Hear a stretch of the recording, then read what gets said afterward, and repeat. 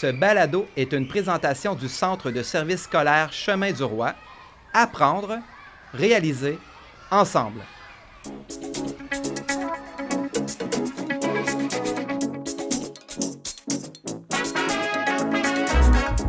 Bienvenue à Après la cloche, le balado conçu pour accompagner les enseignants dans leur parcours professionnel avec une attention toute particulière pour ceux en début de carrière. Notre mission? Vous offrir des outils pour grandir, nourrir votre bien-être et renforcer votre sentiment d'appartenance à la communauté enseignante. Ici, nous partageons des histoires inspirantes d'enseignants et d'experts qui, chaque jour, contribuent à créer un milieu scolaire humain, inclusif et bienveillant.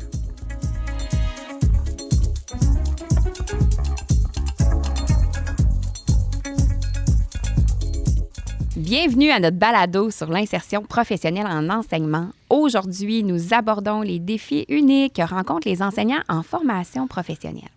Enseigner en formation professionnelle, c'est un vrai changement de posture. On parle ici de mécaniciens, d'électriciens, de cuisiniers, de coiffeurs, d'infirmiers, d'électromécaniciens qui se retrouvent du jour au lendemain devant une classe. Ça représente assurément un défi et notre objectif aujourd'hui, c'est de vous offrir des outils concrets pour bien débuter cette nouvelle aventure que vous avez choisie. Exactement, Pascal. Enseigner l'AFP, c'est passer d'un métier spécifique à une posture d'enseignant. Ça implique beaucoup d'ajustements pour eux, là. Certains enseignants, ils nomment même ressentir le syndrome de l'imposteur. Souvent, ils vont avoir des concepts qu'ils ont vus, qu'ils ont pratiqués dans leur métier, puis là, ils doivent les enseigner puis les réutiliser dans leur pratique. Puis ça fait longtemps qu'ils n'ont pas vu ça. Donc, c'est pas si simple qu'on peut penser. En fait, il s'agit surtout d'apprendre à mettre l'étudiant au centre de nos démarches et de nos décisions. Exactement. Et on a le plaisir aujourd'hui de recevoir deux invités exceptionnels. Alors, tout d'abord, Robert Rouault, enseignant en cuisine, qui a récemment complété son insertion professionnelle. Salut Robert, merci d'être avec nous. Bonjour à tous, merci de l'invitation. Et notre deuxième invité est Dominique Laporte, qui est conseiller pédagogique en formation professionnelle. Dominique, bienvenue. Merci d'avoir accepté notre invitation. Merci beaucoup. Robert, Dominique, petite question pour vous. Qu'est-ce qui vous a amené à quitter votre métier d'origine pour devenir des enseignants? Écoute, moi, à la base, j'ai pas l'impression nécessairement d'avoir quitté mon métier. J'ai l'impression que l'enseignement, ça devient un peu le prolongement de mon métier de cuisine. C'est sûr que j'ai toujours eu un certain talent de formateur dans mes expériences passées. J'avais une certaine sensibilité au niveau de l'écoute, de comprendre un peu les gens, de comprendre leur situation. Donc ça m'a amené à un métier que je voulais éventuellement faire, donc de former, donc d'enseigner. C'est sûr que ma conjointe qui est en enseignement également, m'a parlé un peu du rouage du métier. Je trouvais que ça avait l'air bien intéressant.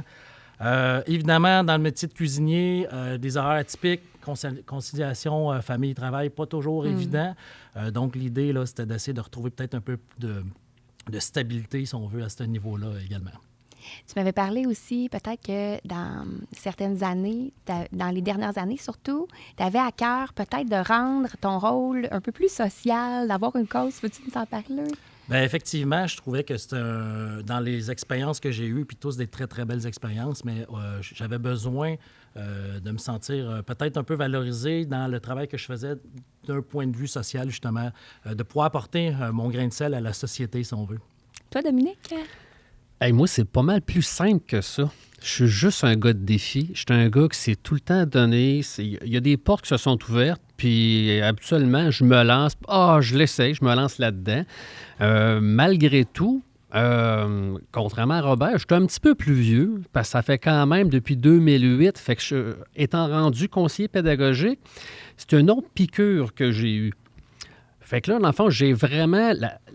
Je dirais, dans le fond, la pédagogie, ça a même pris du temps avant que je commence à aimer ça, mettre ça en pratique. Mais à un moment donné, justement, j'ai vraiment accroché. Je fais « Wow, mais c'est donc belle fun! » Puis, de fil en aiguille, je me suis investi, je me donnais, parce qu'en cuisine, de nature, je pense qu'à la base, tout bon cuisinier, là, il est compétitif. Je pense vraiment, puis je mettrais ma main au feu que Robert, il est compétitif parce qu'il se donne, c'est le rush, c'est la sueur, c'est le travail, c'est l'acharnement, c'est les soirs, c'est les week-ends, il se donne, je suis persuadé. Mais à un moment donné, justement, on dirait qu'on a besoin de défis, on a besoin d'avancer, on a besoin de pousser. Puis, malgré que j'ai longtemps pensé que c'était du pelletage de nuages, la piqûre, je l'ai eue, puis j'ai fait « Wow, c'est donc bien intéressant, c'est le fun, j'embarque là-dedans. » Puis en embarquant là-dedans, mais je suis comme devenu un peu, je le dis en toute humilité, là, une référence. Fait que mes collègues plus vieux, ils venaient me voir. Hey, je te donne une tape, excuse. Fait que là, Pas de problème, pas de problème. Vas-y, garde-toi. C'est beau, ça. C'est parce que tu te sens bien déjà. C'est parfait. Fait que là, dans le fond, mes collègues, même plus expérimentés, ils viennent me voir. Hey, Doom, qu'est-ce que t'en penses? Ben, là, tu leur donnes, puis l'information, puis. Mais tu sais, ça reste tellement valorisant. Fait qu'entre-temps, après ça, ben, les directions ont comme d'elles semblent me donner des responsabilités, puis j'ai accroché, j'ai aimé ça. J'ai décidé de m'investir davantage. Puis, je suis rendu là dans ma vie. C'est la passion, c'est de voir quelqu'un, voir un collègue, pas juste un jeune maintenant, mais voir un collègue briller à tes côtés. Quand j'étais chef, le spotlight, je l'ai eu assez sur moi que maintenant, je le dis en toute honnêteté, en toute humilité, je veux faire briller les autres. Fait que quand tu vois ton collègue là, qui est comme bien sceptique, qui a passé sa vie à salir les mains dans la mécanique, puis là, il pense que tu le niaises avec du pelletage de nuages, puis finalement, il vient te voir, le lendemain, avec un beau gros blasphème, bien gras, bien senti. Bien placé. Puis qui dit « Hey, ça marche! » Bien oui, justement, ça marche parce que c'est des trucs simples qui fonctionnent, c'est des composantes gagnantes que je te dis là. Fonce. Quand tu parles de pelletage de nuages, ce que je comprends, parce qu'on s'était parlé auparavant, c'est beaucoup que quand tu as commencé à faire ton bac, par exemple, tu avais l'impression que ce qui se disait à l'université, c'est là, la pédagogie, puis tout ça, on était dans le pelletage de nuages. Oui. Puis qu'ultimement, quand tu t'es dit 1, 2, 3, go, je l'essaye, j'essaye des trucs, j'essaye de mettre en pratique ce que j'apprends, bien là, ça t'a parlé, puis là, c'est ça que tu essaies de transmettre. Parce que c'était pas concret sur le début. Quand on commence à appliquer, t'écoutes ça, ça sert à rien. Je l'avoue en toute honnêteté, je pense qu'on est davantage formateur qu'enseignant. Tu sais, je le dis aussi que quand j'ai commencé, j'étais vraiment très dur avec les jeunes. Moi, juste que j'étais dur avec eux autres. Mais tu sais, sur le marché, c'est la pression, c'est du temps, c'est go, faut que ça sorte, pas de niaisage. Sur le marché, ton but ultime, c'est que ton entreprise puis que l'entreprise fonctionne. Le temps, c'est de l'argent. Qu'en enseignement, il faut un peu changer notre lunette. Oui, mais c'est ça qui a été difficile. Ouais. Puis je crois encore aujourd'hui, c'est encore cet élément-là qui est très, très, très complexe pour le nouvel enseignant. Dis-moi donc, Robert, j'aimerais ça qu'on parle un petit peu de changement de posture. Comment tu as vécu, toi, ton passage de ton métier de cuisinier à celui d'enseignant? Premièrement, je dois avouer que la première année, j'ai pas trouvé ça très évident pour plein de raisons. C'est sûr que l'enseignement, ça devient... oui, on a l'enseignement de notre métier, mais l'enseignement en tant que tel, c'est un nouveau métier. Il y a des nouvelles balises, des nouveaux cadres qu'il faut respecter, un nouvel environnement, des nouveaux collègues. Bon, tout est nouveau, comme tout changement de métier, bien entendu. Mais là, l'idée, c'était d'être en mesure de transmettre nos savoirs, mais tout en étant un peu, je vais dire, cadré, si on veut. C'est sûr qu'au début, ça nécessitait beaucoup de travail pour se mettre à jour au niveau des compétences. Mes expériences de travail ne couvraient pas nécessairement les 24 modules de mon métier là, en cuisine présentement. Donc, inévitablement, j'ai dû me mettre à jour pour être en mesure, justement, de pouvoir les enseigner. Parce que de connaître des choses et de transmettre un savoir, c'est complètement deux choses complètement différentes. Puis souvent, dans vos métiers, tout le monde se devient expert à un moment donné. Ça devient plus spécifique, là, plus que les gens avancent dans leur carrière, dans leur métier, plus qu'ils travaillent finalement souvent 1 ou 2 ou 3 aspects du module, mais vous faites vraiment tout le tour. Fait que c'est à réapprendre. Là. Effectivement. Puis j'ai le goût de dire aussi, tout le monde cuisine, tout le monde se fait à manger à la maison, tout le monde peut se prétendre bon en cuisine. Ça ne veut pas dire que c'est le cas nécessairement, mais ça veut aussi dire que les gens pensent connaître des choses, donc on se fait toujours un peu challenger. Je pense que tu as eu peut-être un peu la même... Trop souvent. Trop souvent, exactement. Donc, oui, c'est sûr que c'est la première année, beaucoup d'adaptation, le fait de devoir commencer l'école aussi, parce que, bon, ça demande un brevet provisoire, pas un brevet, mais une autorisation provisoire d'enseigner, donc le nouvel enseignant qui n'est pas conscient de ça, bien, ça vient avec ça aussi. Donc, ça vient avec un bac qu'il faut finaliser, un bac de 120 crédits quand même. Donc, grosse année, concilier travail, études, famille.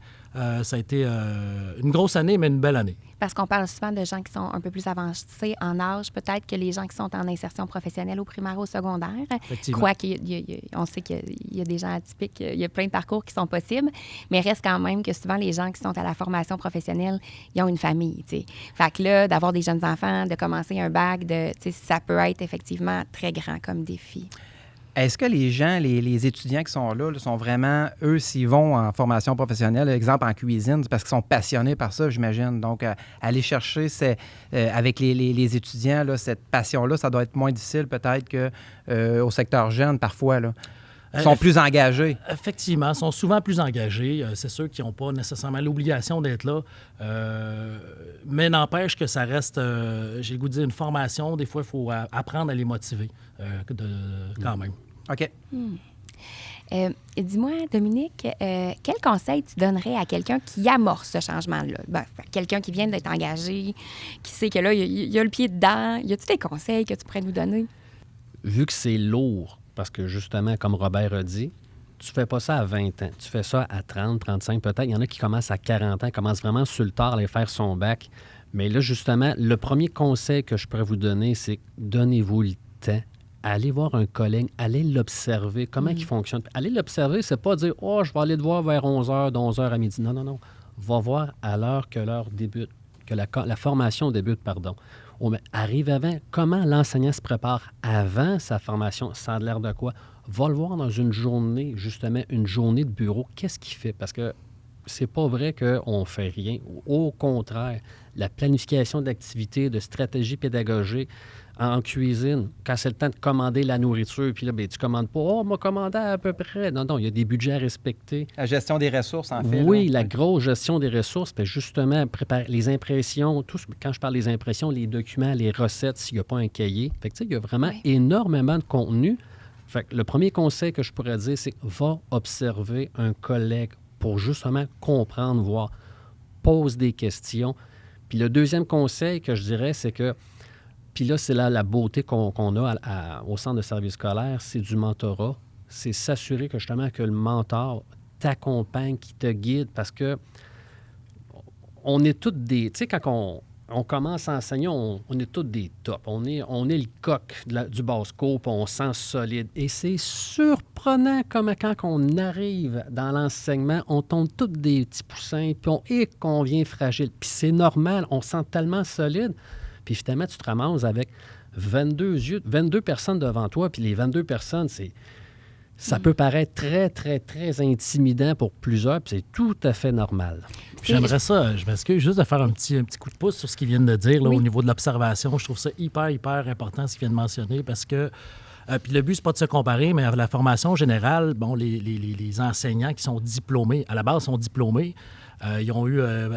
puis corrigez-moi si je me trompe. Quand tu parles de formation générale, tu parles de primaire, secteur secondaire jeune, et les adultes. Oui, exactement. Oui. Puis eux, ils ont des stages à travers leur formation. 4 stages qui doivent couvrir plus ou moins 5-6 mois de prise en charge d'une classe. Et quand on arrive, nous, aux professionnels, un enseignant, bon, on a eu de l'observation, si on a eu la chance d'en faire, si on a eu la chance de se dégager de l'autre emploi, par exemple, qu'on occupait. Et là, si on n'a pas eu la chance ou si on a eu la chance de faire 2 demi-journées, c'est bon. Oui. Mais 2 demi-journées, c'est très peu. C'est très peu. Ah. Tout à fait. Hey, dis-moi, Robert, on a déjà parlé ensemble. C'est drôle de voir aussi que vous avez des personnalités un peu différentes. Dominique, tu me parles, tu sais, je me sentais comme le coq de la place. Toi, tu me disais plutôt l'inverse. Tu me disais, hey, moi, j'ai eu le syndrome de l'imposteur. Là. Dis-moi, est-ce que tu peux m'expliquer c'est quoi le syndrome de l'imposteur pour toi? Puis comment tu as surmonté ça? Bien, par définition, là, le syndrome de l'imposteur, je pense que c'est un phénomène psychologique là, qui fait en sorte qu'une personne se sent pas légitime dans un poste, dans un endroit, un contexte, une situation, dans un rôle, exactement. Je pense que cette personne-là, souvent, ils ont tendance à croire que c'est pas ses capacités qui l'ont amené là, mais plus des facteurs externes, que ce soit de la chance, que ce soit un timing ou peu importe. Donc, moi, personnellement, je l'ai vécu un peu là, très, très en lien avec ce que je viens de décrire. Là. Je me comparais beaucoup aux autres enseignants. J'ai des collègues qui m'ont enseigné aussi, donc c'est sûr que j'étais toujours dans Je les voyais comme un modèle aussi, donc je me comparais beaucoup à eux. J'avais l'impression que mon parcours valait peut-être moins que les leurs. Mais en bout de ligne, avec le temps, avec l'expérience, on se rend bien compte que dans le fond, on prend confiance. Oui. Puis 2, on se rend compte aussi qu'on a quelque chose à offrir aux élèves. On a tous quelque chose à offrir, on a tous des forces, on a tous des choses à améliorer. Puis souvent, moi, je dis aux élèves, tu sais, votre formation de DEP, si vous voulez avoir le meilleur des formations, allez tirer le meilleur de chacun des profs que vous avez, puis là, vous allez avoir de quoi de complet en bout de ligne. Puis on parle souvent, tu sais, pour faire du mentorat, tu sais, souvent on dit, écoute, ça prend une personnalité pour être prof. Tu sais, ça prend des gens qui sont ouverts sur les autres, ça prend des gens empathiques, ça prend des gens dynamiques, ça prend des gens qui ont à cœur la réussite. Puis, je pense que quand on a ce genre de personnalité-là, après ça, le reste, les savoirs, c'est tel que tel, ça va prendre le temps que ça prendra, mais tu vas l'acquérir. Tu sais, tandis que l'inverse est plus difficile. Quelqu'un qui connaît beaucoup de choses, puis qui a un savoir grand, puis qui a envie de passer ça, c'est bien, mais ultimement, de changer une personnalité, c'est plus difficile. Puis on se rend compte aussi, là, je m'excuse. Pas de problème, vas-y. On se rend compte aussi beaucoup que oui, il y a le métier à transmettre, mais il y a beaucoup la pédagogie alentour de tout ça. Puis ça, c'est quelque chose qui est pas qui s'apprend, évidemment, mais c'est quelque chose qui n'est pas nécessairement donné à tout le monde. Puis des fois, nos forces reposent là-dessus aussi, là, en bout de ligne. Pascal parlait de personnalité. Est-ce que tu sens que, les deux, en fait, est-ce que vous sentez que votre personnalité enseignante a changé avec les années d'expérience versus au départ? Est-ce que ça s'est modifié avec le temps, avec l'expertise qu'on développe? Je te dirais la blague, là, pour être bien honnête, je me demande comment ça se fait que j'ai encore une job. Là. je le dis vraiment de façon très humoristique, là, parce que j'étais très, très dur au début. Autoritaire, puis... mais... Parce que tu avais l'impression de faire rouler une business, toi, là. Oui, dans le fond, comme j'ai mentionné, je suis un gars compétitif, je suis un gars qui est performant. Puis selon nos valeurs, nos vécus, ce qui arrive dans le fond dans nos vies, dans le fond, les épreuves qu'on vit, dans le fond, on y va de cette façon-là, on avance comme ça. Mais c'est ça, j'ai énormément évolué. J'ai vraiment énormément évolué. Il y a des choses que j'ai décidé de mettre de côté. Quand j'ai commencé à enseigner, j'avais 28 ans. 28 ans pour enseigner un métier, je trouve que c'est quand même jeune avec un peu de recul parce que là c'est rendu que tu as du monde autour de toi qui suivent une formation, mais tu sais, il y a peut-être 35-40 ans, tu fais autant un peu. Là, ils ont l'expérience de vie autant que toi, tu en as. Même plus dans bien des cas. Ouais. Fait que juste ça, c'est très différent, très, très, très différent, mais ça fait en sorte que oui, ma personnalité, sincèrement, une chance que ma personnalité a changé. Je me suis adouci. Les cheveux gris, c'est pas pour rien. Non, oui, effectivement, là, il faut s'adoucir, dans le fond, pour donner une chance à nos jeunes. C'est des groupes de combien d'étudiants, à peu près? On part souvent, je vous dirais, entre 20 et 22 élèves dans ces eaux-là, tout dépendant du type de formation. Puis j'enseigne à l'ASP aussi, Cuisine du marché, là, qui est une formation de 2e année, si on veut. Ces groupes-là, souvent, sont peut-être un petit peu plus petits, 16-18, là, mais je vous dirais un 20-22 habituellement. OK. Dis-moi, Dominique, on parlait là, du syndrome de l'imposteur, du fait d'avoir peur de ne pas se sentir compétent. Est-ce que c'est quelque chose que rencontrent régulièrement les enseignants que tu vois, toi, dans ton rôle de CP? Oui. Ils sentent justement, comme je mentionnais, l'enseignant, avant qu'il devienne enseignant, il arrive, puis évidemment, sur le marché, c'est un performant. Probablement au top de sa profession. Oui. Que ce soit n'importe qui, là, mettons un carreleur ou un gars, une femme en carrosserie, ils performent, sont vraiment sur le métier, sont reconnus. Fait, nous autres, la CS, on veut les meilleurs profs. Fait qu'on va aller chercher les meilleurs dans leur domaine respectif. Mais là, la personne qui arrive, puis elle réalise que, tu sais, la première fois qu'il ouvre un programme d'études, là, c'est de comprendre les termes, c'est de comprendre comment ça fonctionne, puis tu te fais dire, t'enseignes dans 2 jours. Parce qu'on peut pas enseigner n'importe quoi, il faut enseigner ce qu'il y a là-dedans. Puis là, si on le comprend pas, on peut avoir un défi. Exactement, mais c'est de comprendre les nouveaux termes, puis là, tu commences à dire, mais dans quoi je me suis embarqué? Puis là, tu arrives le matin, puis tu vois que comment faut que tu gères ta classe, comment que les jeunes réagissent, puis te challenge, tu réalises pas, ça peut sembler très, très lourd au début. Puis effectivement, c'est très lourd au début. Fait que oui, le syndrome de l'imposteur, il y en a plusieurs qui l'ont. Puis je dirais dire la majorité. La majorité, ils l'ont. Dominique, j'ai une petite question un petit peu plus technique pour toi au niveau du parcours. Oui. Peux-tu nous parler des options qui s'offrent aux enseignants AFP pour obtenir leur bac en enseignement? Ça prend normalement un brevet là, pour enseigner au Québec. Là. Oui. Puis, c'est sûr que les enseignants AFP, ils ne peuvent pas avoir le brevet la première année. Là, c'est impossible. Donc, comment ça fonctionne? Première des choses, c'est du temps et de la patience, beaucoup de volonté. Ça l'implique, on ne se comptera pas, on va être transparent, ça implique aussi des sacrifices parce que c'est une loi, c'est une obligation. On se doit d'avoir une formation universitaire. Maintenant, par contre, ça a changé un petit peu certains points. Ce n'est plus le 120 crédits qui est obligatoire, c'est le 90 crédits ainsi que le TECFE. Le TECFE est l'examen de français. Ça, dans le fond, à cette heure, c'est les obligations nécessaires. Puis, il y a différentes places, différents choix, tout dépendant de ce que tu vas avoir en formation professionnelle. Souvent, ce qu'on entend dans la région, c'est que les enseignants vont choisir soit Sherbrooke, l'Université de Sherbrooke, dans le fond, ou l'Université de l'UQAR. l'UQAR, à Rimouski, pardon, oui, tout se fait à distance. Faut juste que, je le dis ouvertement, quand on prend ces décisions-là, il ne faut pas que ce soit des décisions à la facile, puis je vais prendre l'UQAR parce que je ne me déplace pas les fins de semaine, c'est tout le temps à distance. Ça reste quand même beaucoup d'heures que tu dois faire. Tu sais, c'est pas juste 2-3 heures. Non, tu as des devoirs, tu as des textes à écrire. Fait que si tu n'aimes pas écrire, tu pars déjà avec tes prises. Malheureusement, c'est ça qu'on voit une fois de temps en temps.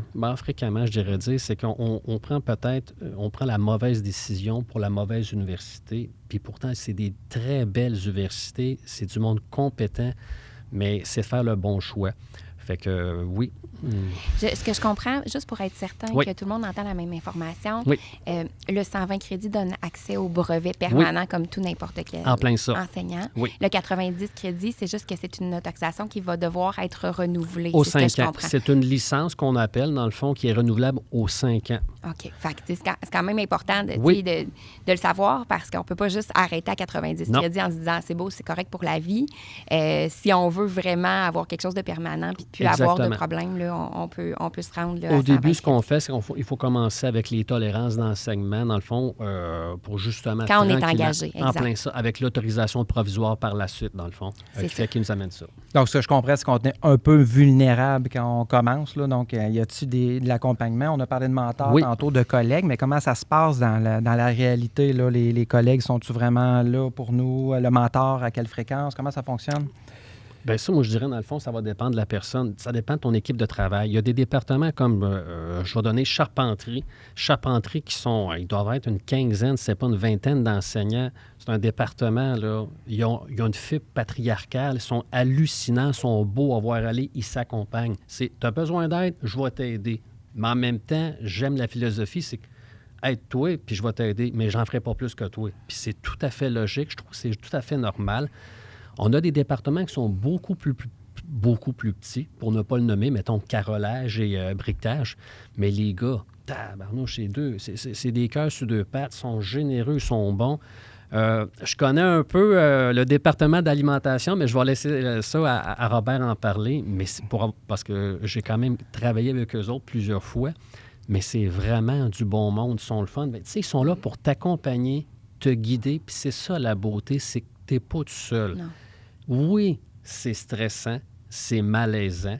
À certains moments, parce que tu ne sais pas quoi faire, tu ne sais pas comment réagir, tu n'es pas stable. Mais quand tu réalises que tu as une équipe derrière qui te supporte, qui te font avancer, qui te font épanouir, c'est la beauté du travail d'équipe. Merci. Puis, au niveau de la planification, tu en parlais un petit peu au départ, là, tantôt, de la planification. Qu'est-ce qu'on conseillerait à un jeune ou un enseignant plutôt là, en AFP qui commence là, au niveau de la planification? Qui doit commencer son premier cours. Oui, là. son premier Qu'est-ce cours, qu'on peut lui dire? Là? Si quelqu'un nous écoute, puis là, il y a 2 semaines pour préparer son premier cours, il se prend comment? C'est quand même angoissant. Là, oui, ça l'est au secteur jeune, en tout cas, pour être enseignant. Là, quand on commence à enseigner, là, on fait quoi? Là? Bien, première des choses, tu es capable d'avoir le contenu d'un collègue qui l'a déjà enseigné cette compétence-là. Ça serait déjà un minimum. On réinvente pas la roue si c'est déjà là. On peut s'asseoir un petit peu là-dessus au début, le temps d'arriver. Sans faire de jeu de mots poche, quand tu as une recette gagnante, tu gagnes. Oui. Tu gardes. Il faut vraiment que tu gardes. On le sait que la compétence roule bien. Alors, pourquoi pas se lancer là-dedans? C'est vraiment le minimum, dans le fond, que je suggère fortement. Oui, effectivement. Puis, Pour en rajouter un peu, là, tantôt on a parlé d'observation. Moi, je pense à la base, c'est essentiel d'aller observer un collègue de travail. C'est de bien s'entourer aussi, de s'entourer justement, les collègues de travail, évidemment, qui sont toujours là. Puis il y a plein de ressources, que ce soit la direction, le conseiller pédagogique, sont là pour, limite les professionnels aussi sont là pour vous aider dans une certaine mesure en accompagnant les élèves, mais en même temps, ça nous permet de les comprendre, peut-être d'adopter d'autres stratégies. Là, on est un peu plus loin, on n'est pas nécessairement à la première journée. Mais sinon, je pense, moi, ma première journée, je m'en rappelle, puis je pense que j'en discutais avec des collègues, puis on se rappelle tous de notre première journée. Comme c'était hier, on est nerveux. Je pense qu'à la base, c'est de prendre le temps aussi, de ne pas miser sur le contenu, mais sur le climat, peut-être, de dire les sentir, les accueillir, qu'ils sentent, qu'ils aient le goût de revenir demain, puis après-demain, puis après-demain. Puis après, la matière va venir, le contenu va venir. Puis je pense, donc, c'est... Oui, vas-y. Oui, je vais juste rajouter, parce que c'est quelque chose qui est souvent nommé par les directions, puis qui est quand même important, c'est que c'est souvent le souci, les enseignants, ils arrivent, puis ils ont juste dans la tête leur contenu, parce qu'ils viennent de métier, puis ils veulent transmettre, puis ça a été des formateurs dans leur vie. Mais il n'y a rien de plus important, juste l'accueil, la première fois que tu vois tes élèves, un sourire sincère, un comment ça va sincère, de l'écoute, tu sais, puis ça, tu vas aller te positionner comme étant quelqu'un de confiance, quelqu'un de bienveillant. J'ai une question qui va peut-être vous paraître étrange, là, parce qu'on fait affaire avec des adultes, là, mais y a-t-il de la gestion de classe à faire? Assurément. Ben oui.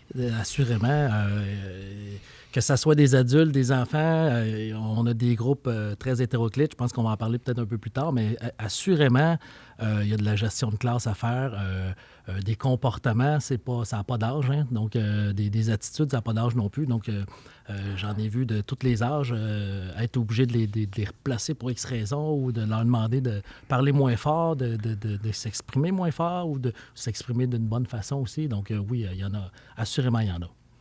Si tu permets, on parle souvent, pour faire référence à ce que vous avez dit il y a quelques minutes, c'est que justement, on parle surtout souvent du savoir et du savoir-faire, mais le savoir-être, fait que ça revient en plein à ce que Robert mentionnait, à quel point c'est tellement important. Et là, je vous dirais que la génération qu'on a, une belle génération, mais tu sais, on a une job pour les aptitudes, mais on garde notre job pour l'attitude. C'est une notion qui est très, très, très importante. Puis pour les gens qui veulent en savoir un petit peu plus sur la gestion de classe, tu me parlais, on utilise ça au centre de service, c'est universel pour les petits, pour la formation générale des adultes, pour l'AFP. Les 5 doigts de la main de Nancy Gaudreau, on en a parlé ensemble. C'est aussi ce que vous utilisez moi, je le suggère à l'AFP. fortement. Fait que, tu sais, ce serait une bonne idée d'aller lire un peu sur c'est quoi les universels, puis les choses que j'ai le contrôle de mettre en place dans ma classe pour éviter finalement certaines dérapes ou certaines interventions là, en individuel. Moi, j'aimerais savoir, Robert, est-ce que tu avais terminé? Tantôt, là, on parlait de planifier ton premier cours. Tu as dit observer assurément, prioriser l'accueil. Y avait-il autre chose? Hein? Ça dépend toujours du type de personne qu'on est. Là. Moi, personnellement, pour descendre mon niveau de nervosité, il fallait que je sois planifié. Il faut absolument le planifier. Il faut que... Moi, j'ai fractionné mon temps, puis avec une estimation, on s'entend, là, des impondérables, il y en a tout le temps, mais j'avais... Ça, c'est important que tu le dises. On a beau planifier quoi que ce soit. Oui, on ne suit jamais nos plans de cours. Ben non, parce qu'il va arriver des affaires. Tu vas en avoir des obstacles, c'est sûr. Avec des élèves, là, on a beaucoup de trucs incontrôlables. Exact. Mais l'idée, c'est de savoir où est-ce qu'on s'en va, d'avoir une suite logique aussi, puis qu'il n'y ait pas de temps mort non plus. Hein. Les élèves, là, quand il y a des temps morts, c'est là que ça part. Des fois, ça dérape. Là, on jase, on passe toutes sortes de choses. Donc, moi, c'était de fractionner mon temps, fractionner ma planification, de dire, à telle heure, je pars là-dessus, puis c'est pas grave si je le respecte pas, mais au moins, j'ai quelque chose en place sur lequel m'appuyer aux besoins, en fait. On allait parler tantôt, tu as abordé légèrement la clientèle. Vous avez à l'AFP une particularité, c'est que votre clientèle, elle est extrêmement hétérogène. Vous avez des gens qui n'ont pas terminé leur secondaire, donc des adolescents, on va le dire comme ça, parce qu'ils ont un secondaire 3. Vous avez aussi des gens qui sont à la retraite, qui veulent continuer d'apprendre. Fait que là, ils viennent, ils ont du temps, puis ils veulent enfin se perfectionner en cuisine, en mécanique, en n'importe quoi. Vous avez des étudiants internationaux. Vous avez des gens aussi pour qui l'école classique n'a pas été une réussite. Puis ils viennent se chercher un diplôme, ils viennent se chercher un papier. Comment vous arrivez finalement? Ils ont tous des raisons différentes d'être là. Comment vous arrivez à les garder motivés? Puis à leur offrir finalement des chances égales de réussite malgré leurs parcours qui sont très différents?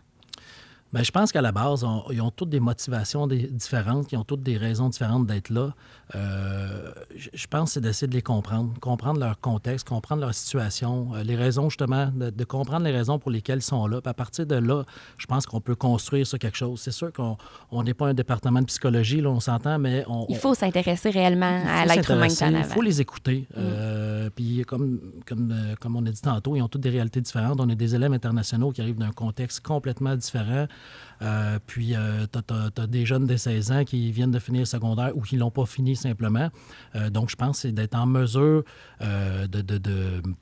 de les accompagner, de les guider en les écoutant, en connaissant justement leur histoire un peu, là, je pense qu'à la base. Puis est-ce que tu adaptes ton enseignement à ces personnes-là? Assurément. C'est sûr qu'on a des ressources qui viennent nous aider aussi pour trouver des stratégies d'apprentissage, que ce soit les ressources professionnelles, on parle des orthopédagogues, les CP, on a les psychoéducateurs, les psychologues qui sont là pour nous aider. On a toujours des rencontres en début de cohorte afin de valider un peu le profil, si on veut, des élèves, puis en même temps le profil de la classe.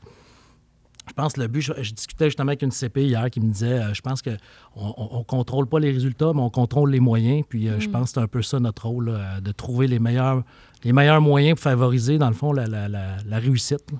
De chaque élève individuellement. C'est super intéressant. Dominique, de ce que j'entends, Robert est en train de nous parler de différenciation pédagogique.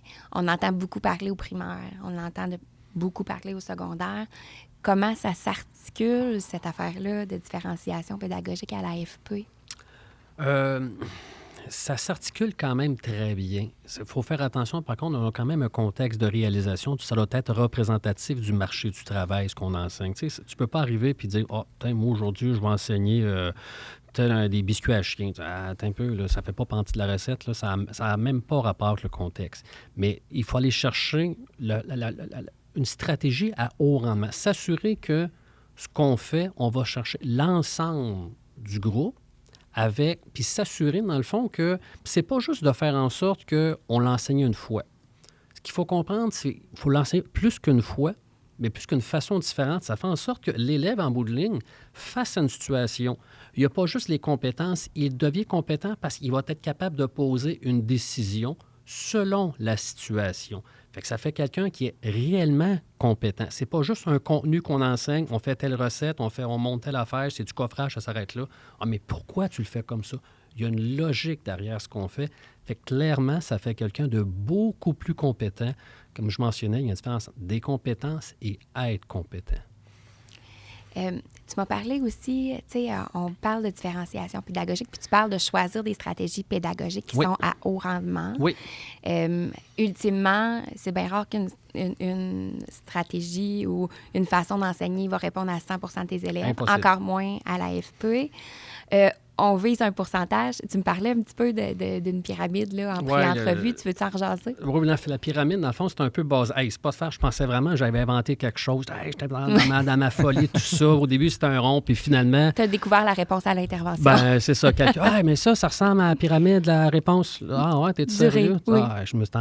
Finalement, je me sentais un peu caf, mais bref. Mais c'est important que les gens l'entendent, parce que c'est vrai. Effectivement, oui. C'est de réaliser que quand tu mets le modèle Gaudreau en place... Là, on parle de la 5 doigts de la main pour la gestion de classe. C'est parce que là, on me fait le pas, puis pourtant, je gesticule depuis tantôt. Quand on met justement le modèle Gaudreau en place, tout ce qu'on met en place autour, puis on s'assure de mettre des stratégies pédagogiques, un encadrement autour des élèves, tu vas facilement chercher plus de la majorité de tes élèves qui vont embarquer dans le projet. Oui. Mais là, quand tu vas en avoir quelques-uns qui c'est plus complexe, qui ont plus de difficultés pour X raisons, mais là, tu as les professionnels qui peuvent t'aiguiller, te donner un coup de main là-dessus. Puis même à la limite, c'est peut-être même juste un élève qui va l'expliquer différemment. Fait que tu sais, dis-toi que quand l'élève est capable de l'expliquer, c'est parce que tu as fait ta job, il comprend, c'est la beauté. Tu sais, il ne faut pas que tu fasses « Hey, c'est moi le prof, c'est moi qui décide ». Non, tu sais, laisse-le expliquer à sa façon, puis à la limite, vole-y son idée. Puis au niveau de l'évaluation, mettons, est-ce que c'est des observations que vous allez faire? C'est des productions? Qu'est-ce que vous attendez des élèves pour ça m'intrigue. Au niveau des évaluations, écoute, il y a toutes sortes d'évaluations. Ça peut être par observation, ça peut être dans des situations, des contextes, des situations où on va mettre l'élève dans un contexte précis. Concrètement, là, maintenant, nous, en cuisine, bien évidemment, on va leur donner les ingrédients. Puis à partir des ingrédients, bien, ils doivent être en mesure de reproduire selon les techniques. Ce soit de toutes sortes, selon des techniques qui ont été présentées, évidemment, durant le cours. Des fois, on va les mettre dans des contextes de projets. Je regarde dernièrement, on a fait une espèce de combat des chefs. Un genre de Masterchef, là? Un genre de Masterchef entre élèves où ils devaient... on dit compétition, là, mais on va dire apprentissage. Là. Oui, c'est ça. Mais où ils devaient être autonomes selon ce qu'ils avaient déjà appris. Évidemment, ce pas des élèves en fin de formation, c'est des élèves à mi-parcours, mais ils devaient être autonomes selon ce qu'ils avaient appris, selon les techniques. Ils devaient s'organiser aussi. Donc là, évidemment, il y a toujours des petits... les petits caractères qui sortent, puis ceux qui sont un peu plus leaders, ceux qui sont un petit peu plus... qui ont besoin de se faire cadrer un peu plus. Donc, c'est ce genre d'évaluation qu'on va faire, là. Mais il y en a toutes sortes des stratégies, là. Moi, j'avoue, j'aurais aimé que Robert, ils disent « Ben moi, mes examens, je les mange. » C'est vrai. Effectivement. Ça aurait été extraordinaire. C'est ça que j'aurais aimé qu'ils disent. Là. C'est quand même un très beau boulot qu'il a. Il là. n'y a pas à se plaindre. Tu sais, la compétence des pâtisseries, là, tu manges tout le temps. Je vais ajouter, Dominique, tu me parlais, bon, on a divagué un petit peu, mais ultimement, ce que tu es en train de dire, c'est que la première fois que je vais l'enseigner, ça va aller toucher une grande majorité de mes élèves. Oui. Et après ça, il va falloir que je trouve un deuxième niveau pour aller chercher certains élèves. Puis peut-être qu'on va se rendre à un autre niveau que là, tu vas avoir besoin d'orthopédagogues pour te donner un coup de main. Oui. La psychoéducation, c'est Oui. bon pour plein de raisons. Dis-moi donc, Robert, j'ai une question. Qu'est-ce qui t'a, toi, le plus surpris ou le plus étonné dans ta transition vers l'enseignement? Parce qu'on s'entend que le moment pendant lequel tu as été à l'école, ça fait plusieurs années. Tu reviens à l'école, il y a des choses qui ont changé, puis probablement que dans ta posture enseignante aussi, c'est une posture que tu n'as jamais eue. Qu'est-ce qui t'a le plus surpris ou étonné? C'est une bonne question. Quand on arrive en enseignement, on se rend compte qu'il y a un nouveau cadre, des nouvelles balises. Puis, un des aspects qui m'a quand même surpris, c'est l'autonomie professionnelle qu'on a, qu'on nous laisse, en fait. Puis, je t'avouerai qu'en début de parcours, c'était peut-être même un peu insécurisant parce que, bon, on a le goût d'avoir une espèce de cadre quand on se fait former. On a le goût de dire, bien, on s'en va par là ou on s'en va par là. D'où l'importance d'être bien entouré avec des collègues qui vont te guider à travers tout ça et t'accompagner. Mais maintenant, je l'apprécie beaucoup parce que là, ça nous permet, une fois qu'on est un peu plus à l'aise, de mettre un peu la couleur dans notre enseignement, de mettre notre touche personnelle, tout en respectant, bien entendu, le programme. Donc, je pense, l'autonomie professionnelle, là, je pense, c'est une des choses qui m'a surpris un peu le plus. OK. Dis-moi donc, Robert, ça fait maintenant 6 ans que tu as commencé à enseigner. Ton insertion professionnelle se termine. Je rappelle aux gens qu'une insertion professionnelle, avant d'être vraiment confortable dans un nouveau rôle, dans un nouveau métier, c'est 5 à 8 ans. Donc, c'est long quand même. Qu'est-ce qui t'anime le plus puis qu'est-ce qui te plaît le plus de ton nouveau métier? Bien, je pense qu'à la base, c'est en bout de ligne, c'est de faire la différence. La plus grande fierté, puis ça a l'air super cliché là, de dire ça, mais je pense que de diplômer les élèves à la fin, c'est un peu notre rôle, c'est notre but ultime. Là, tu sais, je commence à 20, mais j'aimerais ça en diplômer 20. Est-ce que c'est possible? Peut-être pas. Mais ceux qui vont être diplômés, bien, on est content pour eux, on est fiers d'eux. Nous, à chacune des cohortes qu'on a, on organise un souper banquet finissant. Et puis, on invite les familles, les amis, tous les proches des élèves, puis on leur fait un petit mot personnalisé, un petit certificat, puis de pouvoir voir la fierté, oui, de l'élève, mais de tout leur entourage aussi, parce qu'on le disait des fois tantôt, c'est des gens qui, dans un modèle classique, n'avaient peut-être pas nécessairement réussi, puis là, bien, ils en ont un diplôme en main. Donc, je pense que en bout de ligne, c'est d'avoir contribué un peu, en quelque sorte, là, à vous contribuez beaucoup. Ce diplôme-là. J'entends ta personnalité humble, mais reste que, tu sais, sans vos conseils, sans vos encouragements, c'est sûr que vous êtes face, une fois de temps en temps, à un élève qui dit hey, « moi, j'y arrive plus, je suis tannée, tu sais, puis le fait que vous soyez là, puis que vous soyez en support, puis que vous soyez des personnes de confiance pour eux, c'est sûr que ça augmente cette diplomation-là. Bravo pour tout ce que vous faites. Merci. Merci à toi, Robert, pour ton témoignage et à toi, Dominique, pour tes précieux conseils. Bienvenue. Aujourd'hui, on a tenté de mettre en lumière les défis, mais aussi les opportunités que peuvent offrir le métier d'enseignant en formation professionnelle. Ce que je retiens surtout, c'est que le lien humain, l'accueil puis l'adaptation aux besoins des élèves sont au cœur de ce métier-là. En fait, là, absolument, Pascal, ce qui ressort de nos échanges, en tout cas, ce que j'ai retenu, c'est que devenir enseignant en FP, c'est se redéfinir. Se former, puis c'est apprendre aussi à mettre l'étudiant là, au cœur de notre enseignement, en fait. Puis, oser demander de l'aide, c'est important aussi. Parce que souvent, ces gens-là ne sont pas nécessairement formés, comme on l'a mentionné tantôt. Fait qu'il faut oser demander l'aide nécessaire. Merci à vous. Bienvenue. On espère que cet épisode-là va vous avoir inspiré et outillé. N'hésitez pas à écouter nos autres épisodes et à nous partager vos commentaires. Merci à vous tous de nous avoir écoutés. À très bientôt pour un nouvel épisode.